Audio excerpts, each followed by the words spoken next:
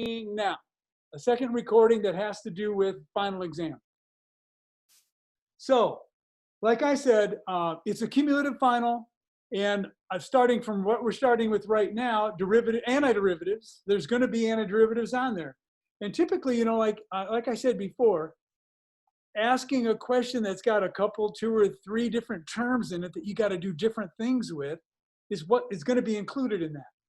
So make sure you can do that. And also, one substitution problem will likely be on the final, okay? And I'm probably going to do at least one definite integral and at least one indefinite integral. The integral sign without a and b is indefinite, and the integral sign with a and b is definite.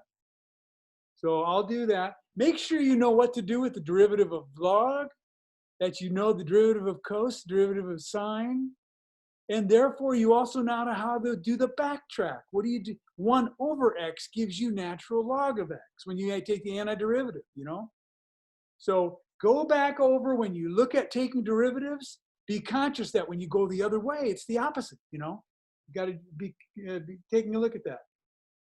Early on, I asked you to do, and I said I was gonna include it on the final, I'm gonna ask you to do a question that's the limit definition of derivative. It was on the first exam, I believe. It was when we had it. And I asked you to use the limit definition of derivative to find the derivative. You know, f of x plus h minus f of x over h. And there's a limit sign in front. So make sure you be conscious that you keep limit signs all the way through until you plug in the number that you're working with. And then when you plug in the number you're working with, the limit sign can go away. But until then, that limit needs to be out there. I also threatened early on to include a question that is write the equation of the tangent line, the line that's tangent to this graph at x equals 10, okay? And now we got a bunch of different functions that you have to work with because you need to take the derivative of that function that I give you in order to find the slope of the tangent line. So the slope of the tangent line, you've got to be able to take the derivative of the function that I give you so you know where the point is on the curve. You've got to figure it there. What's the slope at that value of x? Okay, and I typically will only give you the value of x, the independent variable. It might be t or something, but you've got to calculate f of x. So if I just give you x, then you need the point and the slope. The point, you need x and y, so you need to plug x into your f, whatever the function is, to figure out what y is. And then you got to be able to take the derivative of that function and then find out what the value is at x equals x equals 2, if that was what was given. What's the slope at that point? We'll take the derivative, plug 2 in, you've got the slope at that point. So you're going to need to get f of x, f of 2, f prime of x, and f prime of 2. Every time you come to a problem that's asking you to do that, you're going to need to do that, you know? Questions on that? I remember you saying something along the lines of a word problem. The kind of things we did had to do with like area, like fencing. I might ask a similar problem, a variation on that theme about you've got this situation where you've got one equation, like the way we did it was you have a certain amount of fencing and what's the max area? So there's 2 equations. Well, there's other situations we had where sometimes it's only one equation you got to worry about because you just got to find out what the minimum value of that function is to find out where the lowest value is. But the word problems will be something like that. A word problem for that, a word problem for a gravity problem. I'll probably ask a gravity problem. And we didn't do any with metric. I'm sorry if you guys, I didn't do that. But so I don't think I'll introduce it on the final. But I will probably give you one that's got to do with the English system. Gravity is 32 feet per second. So therefore, S of t is minus t squared, minus 16 t squared. You know that formula? Minus 16 t squared, you know, plus v sub 0 t plus s sub 0. That type situation. So be able to get the highest point. When does it reach that? when does it hit the ground, how fast is it going when it hits the ground, and any other pertinent thing on that situation. I'm probably going to ask you to do some limit questions. L'Hopital's rule is likely to show up. I've asked you that on a few different assessments. So you can expect the L'Hopital's rule question to be showing. Okay. And when on that, you guys, one thing a lot of you left off on, like the in-class problem, maybe you fixed it later and you've done it since, but you've got to check first, plug in the value to the function. Do you get 0 over 0? Do you get infinity over infinity? If you don't, you can't use L'Hopital's rule. It's not legal. It's wrong. And if you do that on the final, I'm going to give you a 0, okay? So you need to check. I was generous on the quiz and different assessments here because you shouldn't have been, you don't take the derivative. You don't use L'Hopital's rule to take the derivative of the top and derivative of the bottom if it's not going to 0 over 0 or infinity over infinity. That's pulling something out of the air.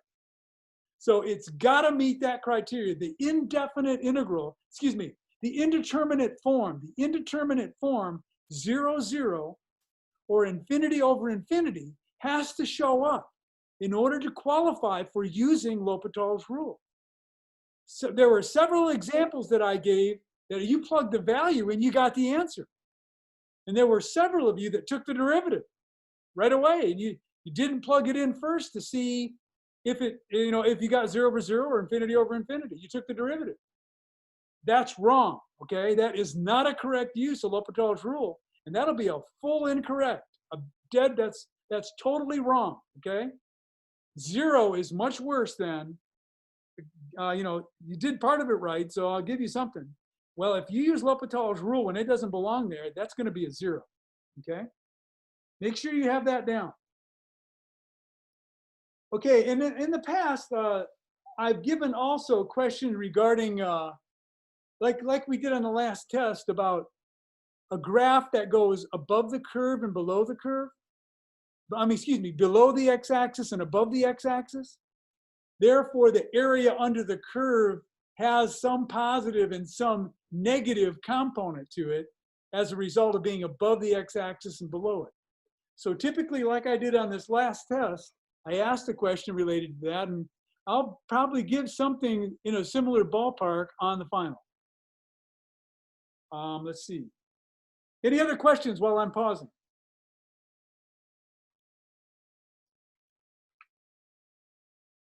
Let's see. One thing we didn't do was the last in-class problem had that 2 equations finding the area in between. Again, a couple of you answered that on the test, but I didn't ask that question, so that was a little odd. But if you do that on the final, it's going to be 0. Okay, if you interpreted that I was asking that question we had talked about one time, well, no, what's on the test? Look at the question and answer that question. So part of the situation is that the one with the 2 parabolas was something, this shows up in economics, where you've got the difference in, like if you've got profit and revenue and profit, that you've got different circumstances, cost and expenses. Combination of a whole bunch of stuff, opportunities where graphs overlap and you're trying to find differences between them. And that's a significant answer to a question. And the finding the area in between those 2 graphs is part of the deal. So doing a problem like we did on that in-class problem, you actually had to find the endpoints by either graphing it and looking and making sure it's right, making sure it's accurate, or setting the 2 functions equal to each other and finding out what points they have in common. So like when we had the one that I did on that in-class problem, you set those 2 functions equal to each other and solve for x. And as a result, you got x equals plus or minus 1. And those were the limits of integration for our problem. The area between that region that was on the left end, -1, and on the far right was +1. That's the area in between. So there's a possibility that that could happen as well. But I tell you, if I include everything that I've said and more than one of a couple, there's not going to be time to do everything. So I can't ask everything, okay? But be familiar with everything I've said and be disappointed by it because you were ready for it and I didn't give it, okay? Rather than be short and not know. Okay, any other thoughts or questions at all? You want to see a type of problem, or you have a specific problem you would like to do? Can you do a Riemann sum? The Riemann sum.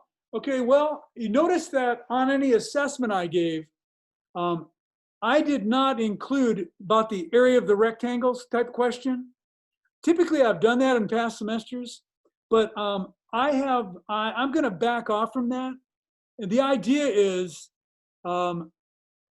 so if we did one, I tell you what could happen is a discussion about it. So I could ask a general. I have done that. So tell you what, yeah. Let me go to one of our in-class problem set. The sapling problem. Let's see here. I've got one right here. Yeah.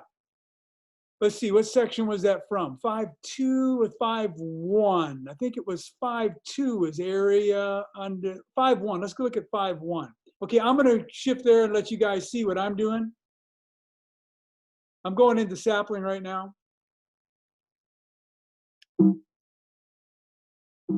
Well, don't just, the computer's talking to me. And, okay, so I've called up section 5.1, so that's quite possibly what's going to show up. And I think the first few, yeah, the first one is an example of that. Okay, I can see it's in bold green, so I think this is on your screen right now, yes? So the question we did in class, when I did it initially, or I did not in class, but in a recording, was the graph was going up. There was a positive acceleration for the whole curve. This one is decelerating all the way. So if what matters is, is it the high or is it the low? In this case, it said use the left endpoint. And on this interval right here, if you drew a rectangle and you're talking about the left endpoint, then you're talking about the high end being the left side. So this function right here, the value right there, which is 13.5, is the height of that rectangle. This one is going to be right here, f of 2, which is 8.5. And from this side, it's the high end. Again, it's going to be f of 3, which is 6. So the rectangle you would draw is that. Now, Riemann sums are typically going to be in the format where you've got the sum of all these, the f sub something, some variable, times delta x, the width of the sum, the width of the interval. So if I asked you something that did have Riemann sum specific, it would be down the lines of something that was given in the set here. And that was the dx that we have when we integrate corresponds to delta x. The f of u sub I is talking about what f of x is. So it's talking about the height of the rectangle. The f value is talking about the height. The delta x is talking about the width. And f is the height. And again, this is when you get Riemann sums and they're going to 0, they're getting tinier and tinier and tinier. It doesn't matter if you're right, left, or middle. Okay?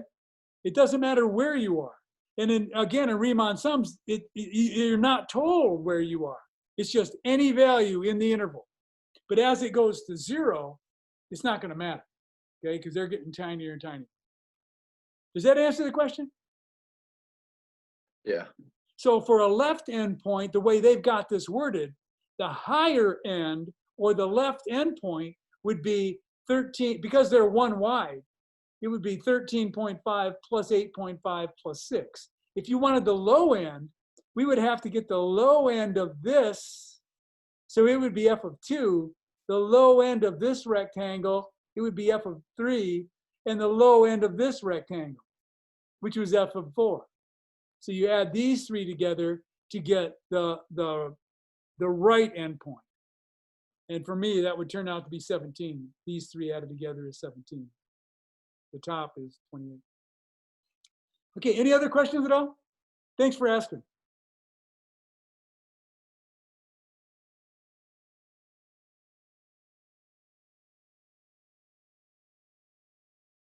Let's see, was there anything benefit that we gained from going through any other problems? Let's see, 5-4, let me go to a 5-4 question.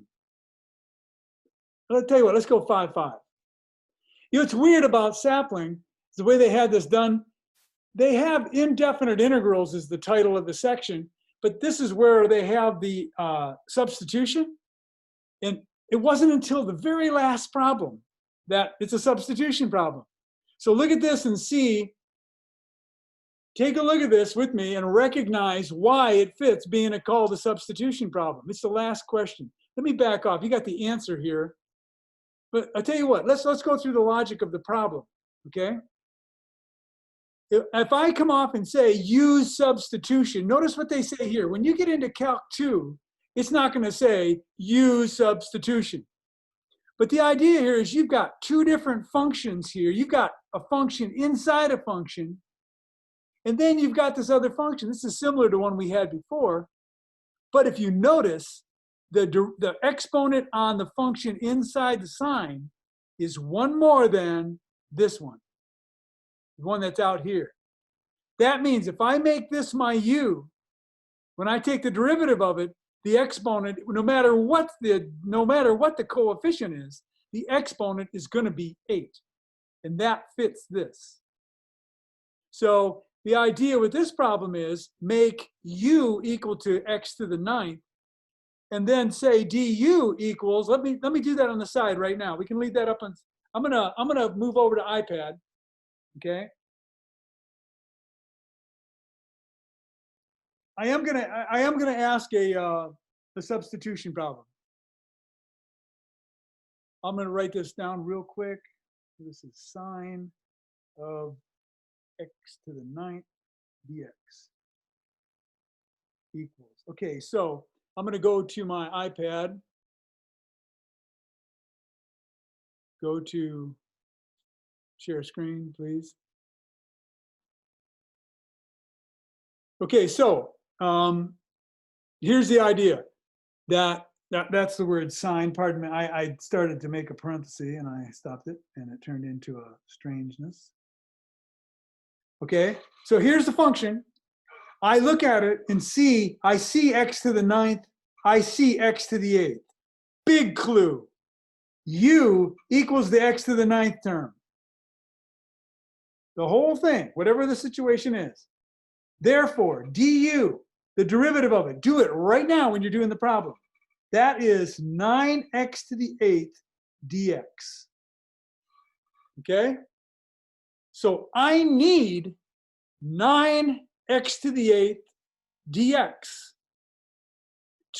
So remember what's happening here. We've got the chain rule going on.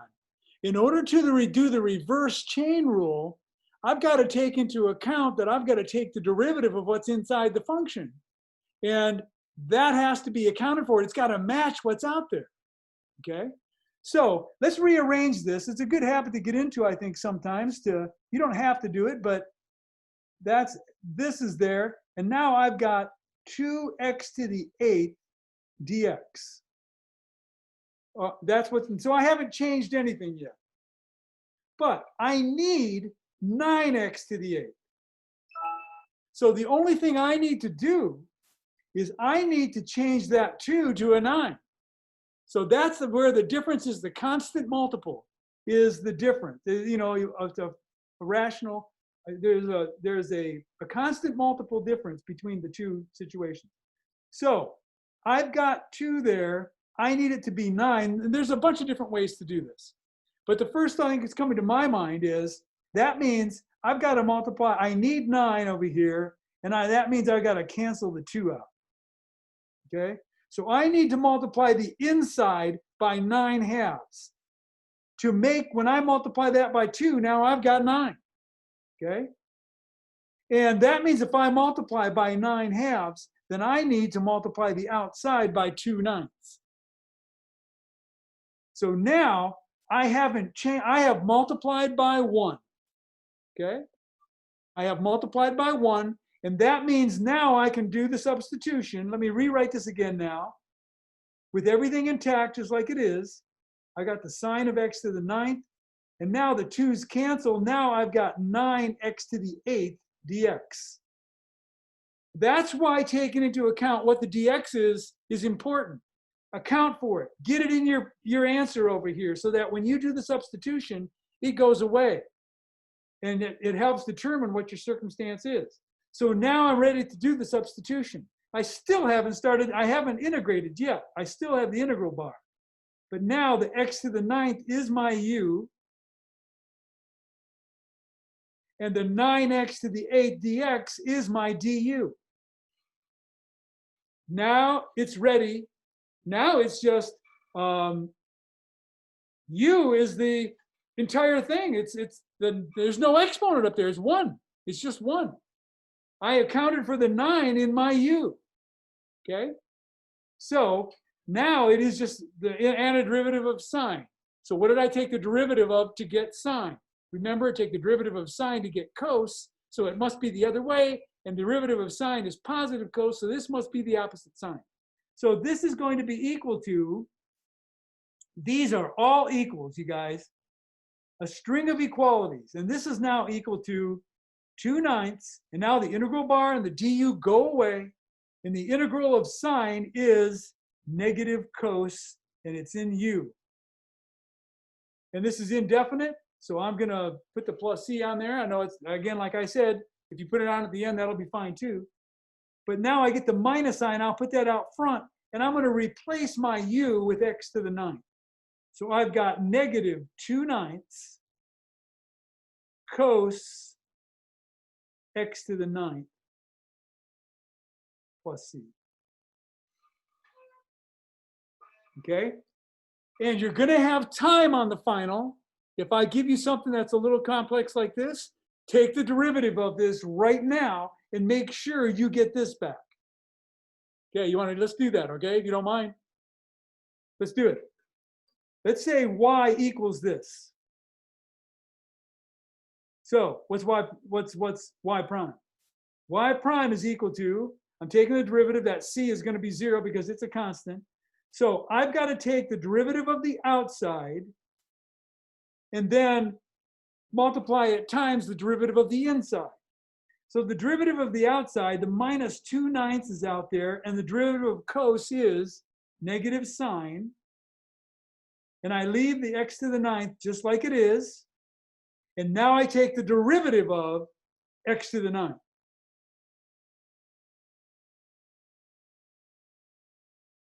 Okay? And then the derivative of constant is 0. So I haven't left anything off, have I? Got the derivative of the outside, and this is the derivative of the inside. So now I notice the 9 cancels. And what I have left is the negative and the negatives cancel. So I end up with 2x, the 9's are gone, so that's x to the 8th is out there. The minuses cancel, and I've got sine of x to the 9th. And look and make sure that's exactly what you started with, you know?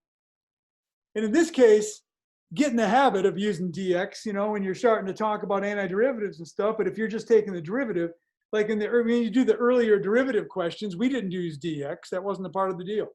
But now we're using it when we do substitution to make sure we're accounting for everything involved with the situation. Introduce the dx, okay? Questions?